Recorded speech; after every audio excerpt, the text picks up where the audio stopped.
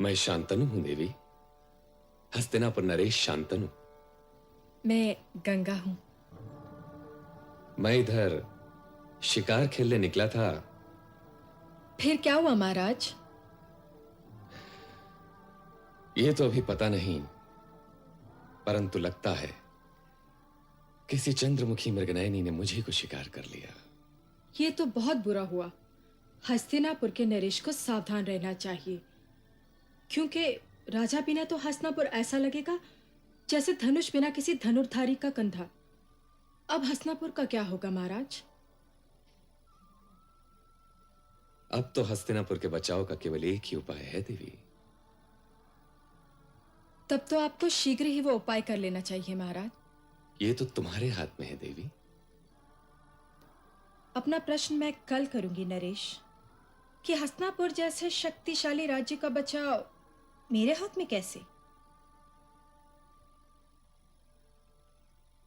कल क्यों देवी, आज क्यों नहीं? क्योंकि हर प्रश्न के उत्तर का एक मुहूर्त होता है महाराज।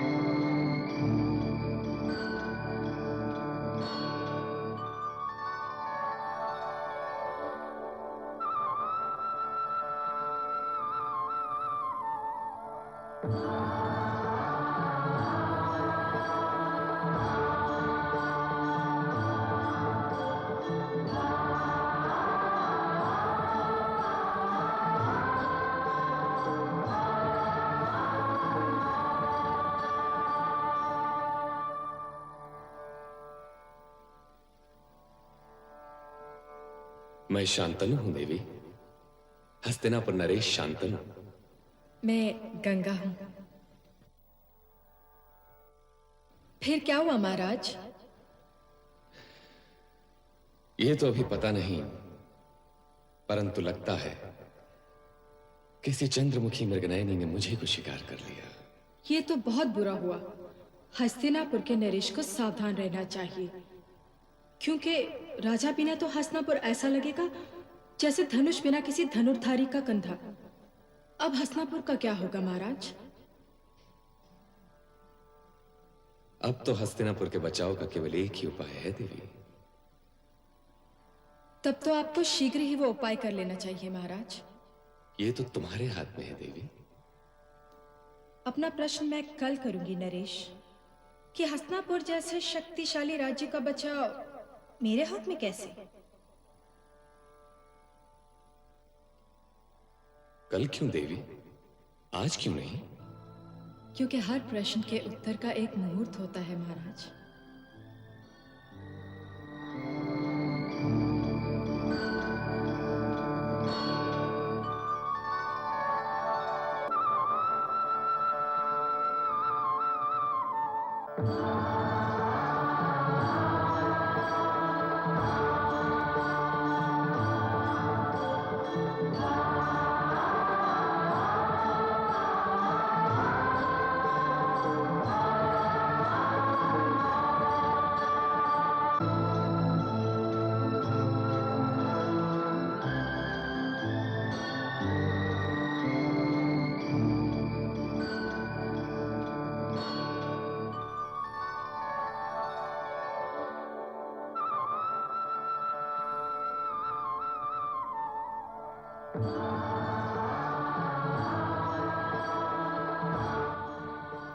बहुत प्रतीक्षा तो नहीं करनी पड़ी देवी?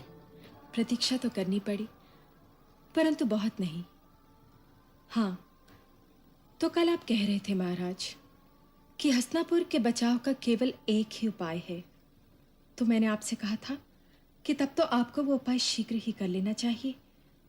तो आपने कहा कि ये मेरे हाथ में है। अब यहां से आगे चलते हैं महाराज। मेरे हाथ में कैसे? यदि तुम हस्तिनापुर की पटरानी बनना स्वीकार कर लो तो शांतनु भी बच जाएगा और हस्तिनापुर राज्य भी। ये सम्मान मैं स्वीकार कर भी सकती हूँ, परंतु देवी, मैं एक क्षत्रिय हूं और क्षत्रियों के शब्दकोश में परंतु जैसे शब्द नहीं होते। तो फिर एक वचन दीजिए। आज से मेरे सारे वचन तुम्हारे हुए देवी। सारे नहीं महाराज, केवल एक। एक वचन? क्या आप मुझसे कोई प्रश्न नहीं करेंगे? बस यही? ठीक है, मैंने वचन दिया देवी तुम्हें। चाहे मैं जो भी करूं, आप मुझसे कभी कोई प्रश्न नहीं करेंगे। हां, ना तो मैं तुमसे कभी कोई प्रश्न करूंगा और ना ही कारण जानने की चेष्टा करूंगा। यदि आप ऐसा न कर पाए तो मैं आपके पहले प्रश्न का उत्तर देने के बाद आपके जीवन से सदा के लिए चली जाऊंगी।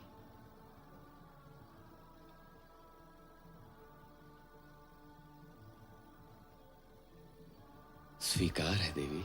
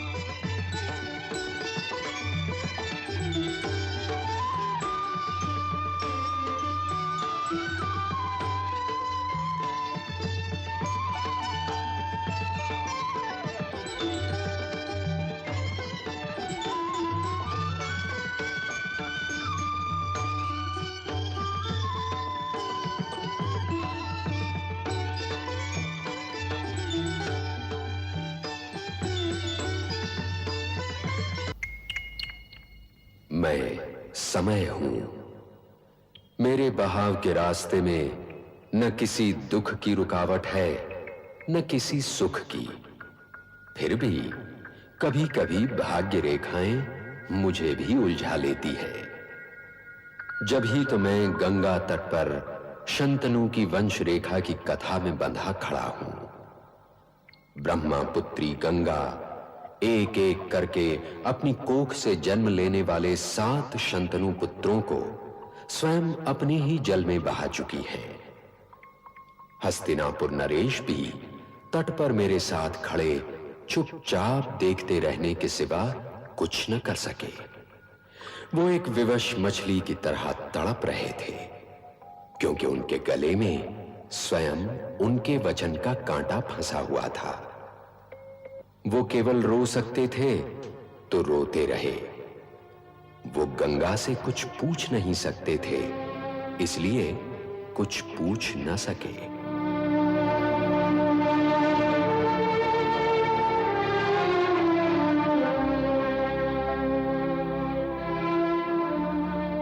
अब देखो बहना, जन्म लेने वाले इस 8वें कुमार पर क्या बीतती है। ऐसी माँ तो मैंने कभी नहीं देखी। मुझसे तो अब महाराज को बधाई भी नहीं दी जाती। आश्चर्य तो इस बात का है कि महाराज महारानी से ये भी नहीं पूछते कि इस अनर्थ का क्या कारण है।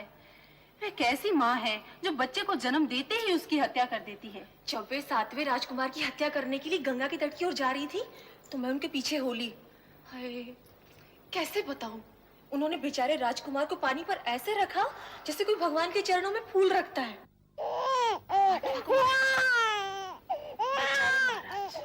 अब इस 8वें कुमार की भी अवश्य हत्या कर देंगे। ये लो, वो चली।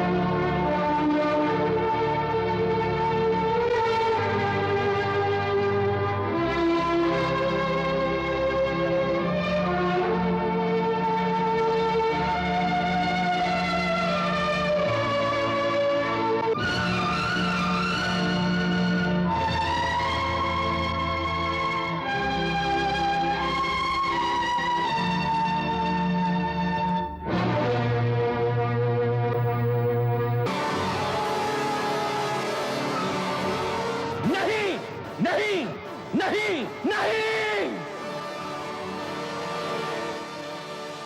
अब मुझसे यह सहन नहीं होता देवी। आप वचनबद्ध हैं महाराज। जिसने तुम्हें वचन दिया था वो एक चंद्रवंशी राजा था, और जो तुम्हें रोक रहा है वो एक पिता है। तुम एक एक करके मेरे 7 बच्चों की हत्या कर चुकी हो। अब इस 8वें बच्चे को मैं नहीं मरने दूंगा गंगे। तुम ऐसा क्यों कर रही हो? बोलो क्यों? मां होकर अपने बच्चों की हत्या? तुम कैसी मां हो? मैंने इन बच्चों की हत्या नहीं की है महाराज, इन्हें एक शाप से मुक्त किया है। शाप? हाँ, शाप महाराज, शाप। मैं स्वर्ग की रहने वाली ब्रह्मपुत्री गंगा इस धरती पर भी आपके साथ एक शाप जी रही हूं, और आप मेरे साथ भी एक शाप जी रहे हैं। कैसा शाप? किसका शाप? मेरे पिता ब्रह्मा का शाप। मुझे सारी कथा विस्तार से सुनाओ देवी। पिछले जन्म में आप महाराजा महाभिषेक थे आर्यपुत्र। देवराज इंद्र आपके मित्र थे।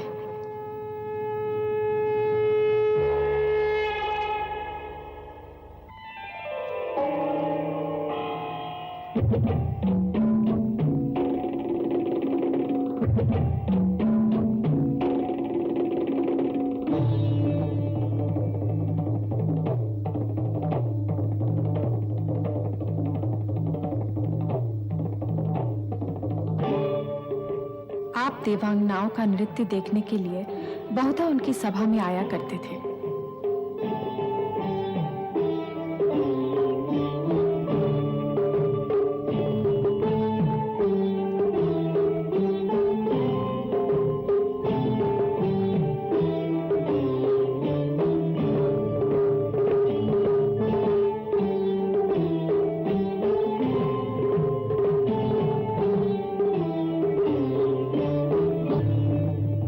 एक दिन जब मैं अपने पिता ब्रह्मदेव के साथ वहां आई तो आप भी वहां थे।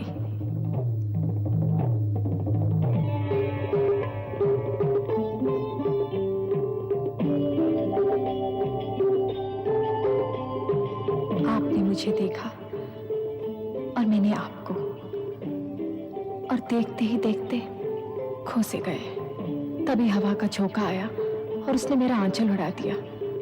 वहां उपस्थित सब देवों ने अपनी अपनी आंखें झुका ली, किंतु आप एकटक मेरी ओर देखते रहे और मैं आपकी ओर। मेरे पिताश्री को क्रोध आ गया।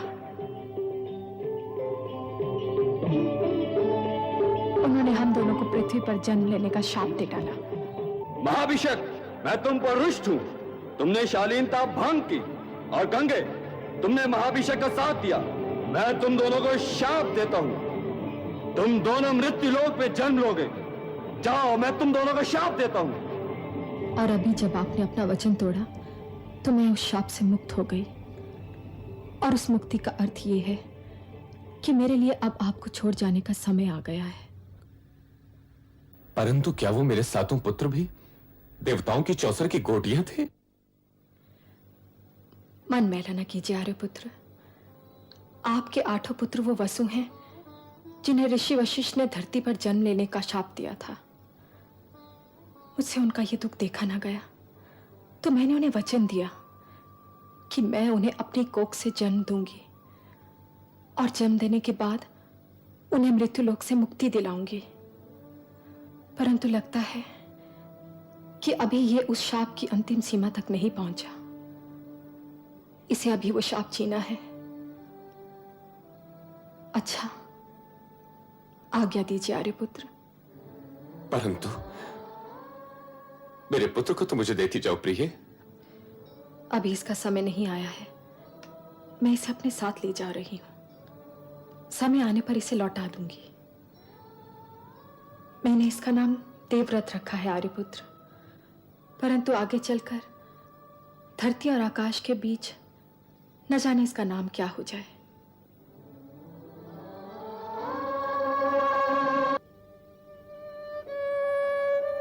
परंतु एक दिन जब वे अपनी व्याकुलता की अंजलि भरे राजभवन की एक खिड़की से गंगा को ताक रहे थे, तो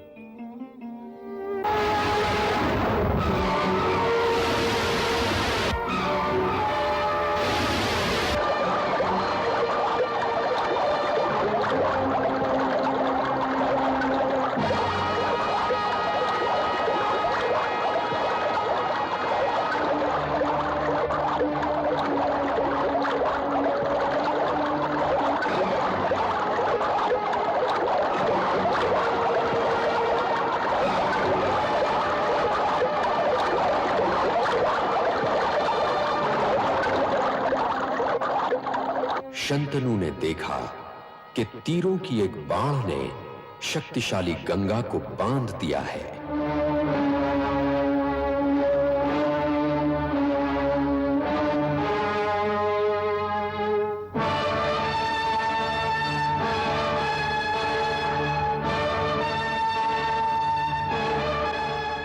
उनकी त्योरियों पर बल पड़े। उन्होंने कंधे से धनुष लिया, धनुष में बाण लगाया और कमान खींची ही थी कि गंगा प्रकट हुई।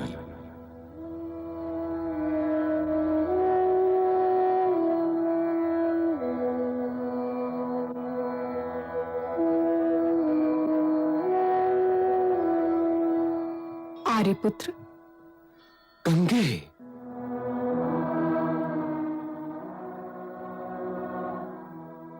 तो तुम्हें मुझ पर दया आ ही गई। कैसे है महाराज? आत्मा बिना शरीर कैसा हो सकता है प्रिय?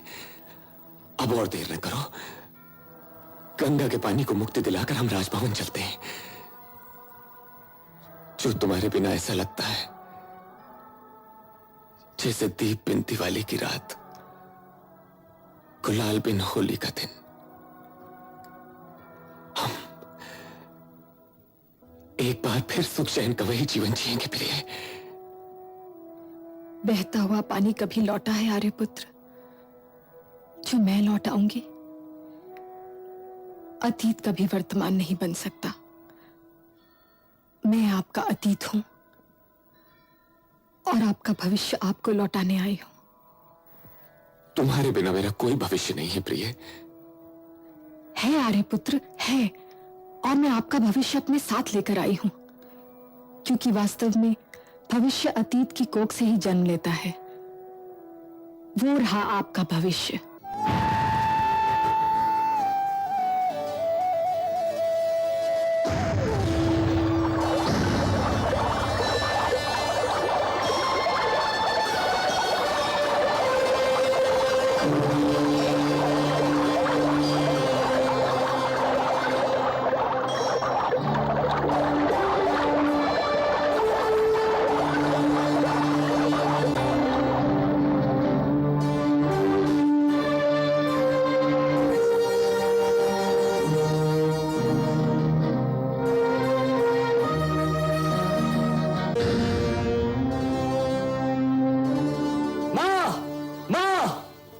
माँ देखो, आज मैंने नदी को फिर से रोक दिया था।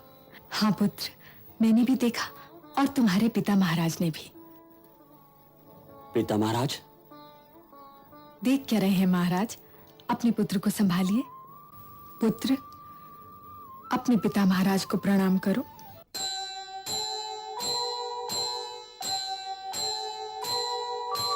आस कह रही श्वास से धीरज धरना सीख, मांगे बिन मोती मिले, मांगे मिले न भीख, मांगे मिले न भीख।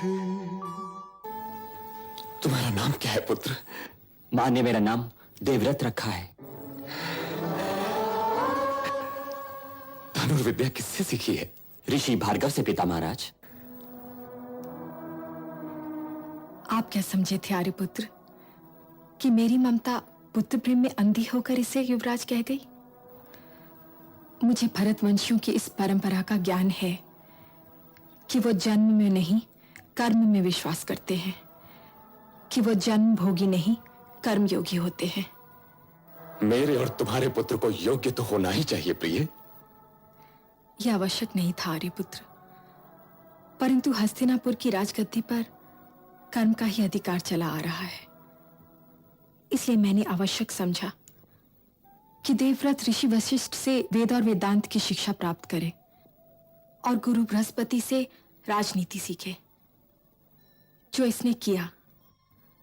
और जब ऋषि भार्गव ने यह कह दिया कि अब त्रिलोक में इस बालक के वाणों का सामना कोई नहीं कर सकता, तो मैंने सोचा कि अब समय आ गया है कि हस्तिनापुर को उसका युवराज लौटा दिया जाए। गंगे,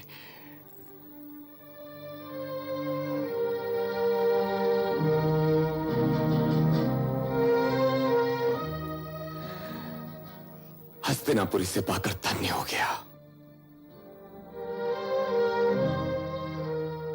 अब तुम अपने पिता महाराज के साथ हस्तिनापुर जाओ, जहां इतिहास तुम्हारी प्रतीक्षा कर रहा है। और आप माते?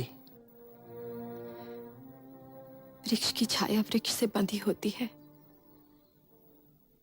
वो चाहकर भी यात्री के साथ आगे नहीं जा सकती। तुम्हारे लिए मैं भी एक ऐसी ही छाया हूं, समय के वृक्ष से बंधी हुई। अब तुम अपने पिता महाराज के साथ जाओ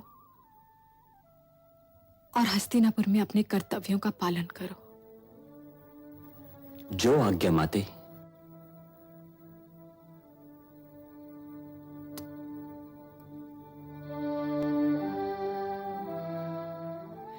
अच्छा आर्यपुत्र, चलती हूं। प्रिय,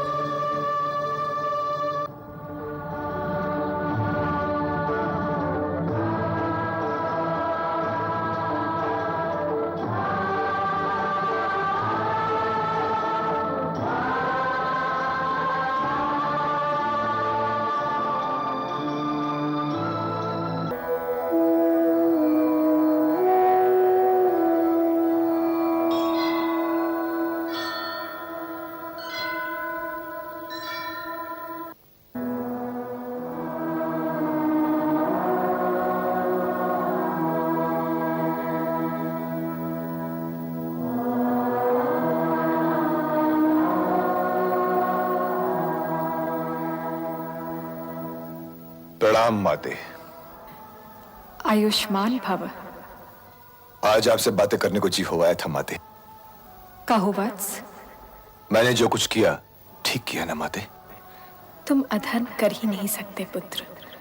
तुम्हारा जन्म ही हुआ है इस धरती पर धर्म का नाम बढ़ाने के लिए। तुम्हारी माँ होना बड़े गर्व की बात है। बस आपका आशीर्वाद चाहिए माते। वो तो सदैव है पुत्र। प्रतिज्ञा शब्द को अर्थ देने वाले अपने इस पुत्र के लिए तो मेरा आशीर्वाद सदैव है। जो तुमने किया वो किसी मानव या देव के लिए संभव न था, परंतु जो तुमने किया वो करना भी चाहिए था। तो फिर अब मेरे लिए क्या आदेश है माते? तुम आदेशों से ऊपर हो पुत्र। तुम उनमें से नहीं जो केवल अपने कर्तव्य का पालन कर लेते हो। तुम वो हो जो धर्म का पालन करने के लिए ही जन्म लेते हैं।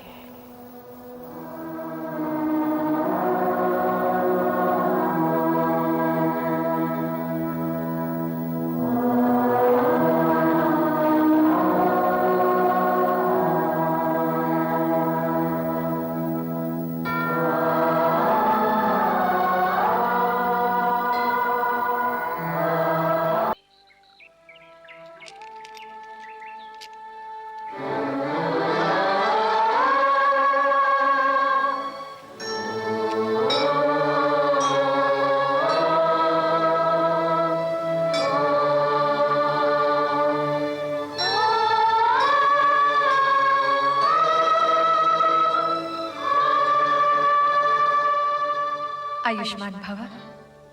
ये आशीर्वाद ना दीजिए माते। मैं पहले ही से पिताश्री के वरदान की डोर में जकड़ा हुआ हूं। इतने दुखी ना हो पुत्र।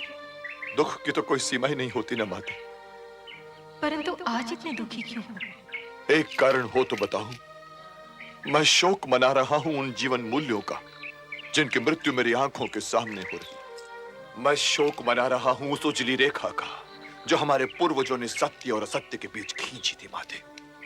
मैं रो रहा हूं उस कठोर सच्चाई पर कि मैंने पिताश्री को जिस सिंहासन की रक्षा करने का वचन दिया था, जिस सिंहासन के प्रति निष्ठा की शपथ ली थी, उस सिंहासन को धृतराष्ट्र का पुत्र महुआ अपमानित कर रहा है। लोभ ने उसके विवेक की आंखों पर पट्टी बांधी है और अभिमान उसके सर चढ़कर बोल रहा है। और मेरी विवशता यह है कि मैं पांडु पुत्रों को स्नेह और आशीर्वाद के सिवा कुछ नहीं दे सकता माते, कुछ नहीं दे सकता। मन मेला न करो पुत्र। तो फिर मैं क्या करूं माते? जब जी बहुत व्याकुल हुआ करे तो माँ के पास चले आना। तुम तो स्वयं इस युग में विंध्या पर्वत के सबसे ऊंचे शिखर हो। तुम तो जानते हो कि सीढ़ी तो एक ही होती है, उसी से चढ़ते भी हैं, उसी से उतरते भी हैं। परंतु सीढ़ी चाहे कितनी भी ऊंची क्यों ना हो, कहीं ना कहीं जाकर तो वो समाप्त होती ही है। तो जब सभ्यताएं और संस्कृतियां इस सीढ़ी के ऊपरी सिरे तक जा पहुंचती हैं, तो उन्हें उतरना ही पड़ता है पुत्र।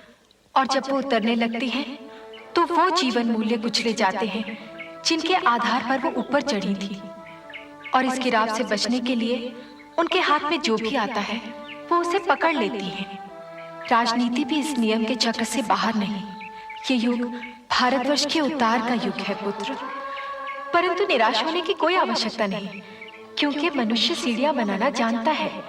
ये न भूलो पुत्र कि अमृत पाने के लिए सागर को मथना पड़ता है। और ये भी न भूलो कि सागर मंथन में पहले विष निकलता है और किसी न किसी को वो विष पीना पड़ता है।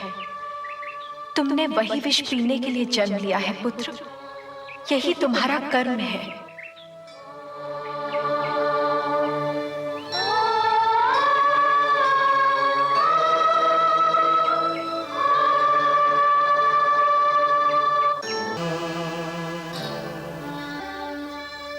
प्रणाम माते। आयुष्मान भव। तुम इतने दुखी और चिंतित क्यों हो पुत्र? मुझे यहाँ से कब मुक्ति मिलेगी माते? जब तुम देखो कि हस्तिनापुर का राज सिंहासन चहुं ओर से सुरक्षित है। तुम्हारे कंधे बहुत शक्तिशाली है पुत्र। अपनी प्रतिज्ञा का बोझ उठाकर जीते रहो। पांडु के राजा बनने के पश्चात मैंने ये सोचा था कि हस्तिनापुर अब चहुं ओर से सुरक्षित है, परंतु तुम विधाता तो नहीं हो ना पुत्र। ये पृथ्वी तुम्हारी कर्म भूमि है। अपने कर्म, अपने कर्तव्य के मार्ग पर चलते रहो। जहां तक वो मार्ग जाए वहां तक चलते रहो। ये मार्ग तो मेरा अपना ही चुना हुआ है माते। अपने लिए स्वयं मैंने ही तो इस मार्ग को चुना है। परंतु जिसे माता पिता का स्नेह एक साथ प्राप्त न हुआ हो, वो थोड़ा सा लालची हो जाता है, स्नेह का लालची। तो जब मुझे स्नेह की आवश्यकता हो तो आपके अतिरिक्त मैं और कहां जाऊं? आपके दर्शन पाते ही मेरे इस विश्वास को कि मैं पृथ्वी पर अकेला नहीं हूं थोड़ा सा बल मिल जाता है। कल का दिन हस्तिनापुर पर बहुत भारी है माते, इसलिए आपके पास थोड़ा सा ममता का प्रसाद लेने चला आया हूं। कल पिता और राजा, न्याय और अन्याय के संघर्ष का दिन है माते, और मैं इसमें अन्याय का साथ देने के लिए विवश हूं, क्योंकि आज हस्तिनापुर का राज मुकुट अन्याय के सर पर रखा हुआ है माते। आप विधाता से कहें कि वो मेरे हस्तिनापुर के चंद्रमा के इस ग्रहण को काट दें। होनी टल नहीं सकती पुत्र, वो तो होकर ही रहेगी। परंतु माते,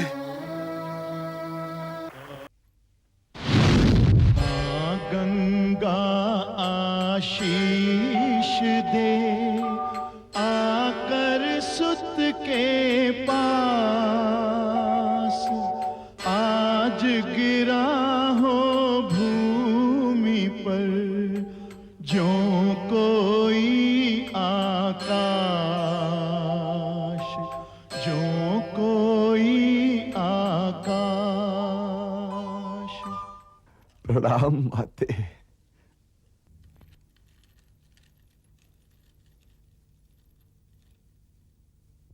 पुत्र, अब चलो। अभी कैसे चलूं माते? मैंने तो पिताश्री को वचन दिया था कि जब तक हस्तिनापुर को चहुं ओर से सुरक्षित न देख लूं, प्राण नहीं त्यागूंगा। किंतु पुत्र, ये पीड़ा। मेरा तो जीवन ही पीड़ा की परिभाषा है माते। फिर भी यदि हस्तिनापुर जीवित और सुरक्षित हो जाए तो मैं समझूंगा कि मेरा जीवन सफल हुआ।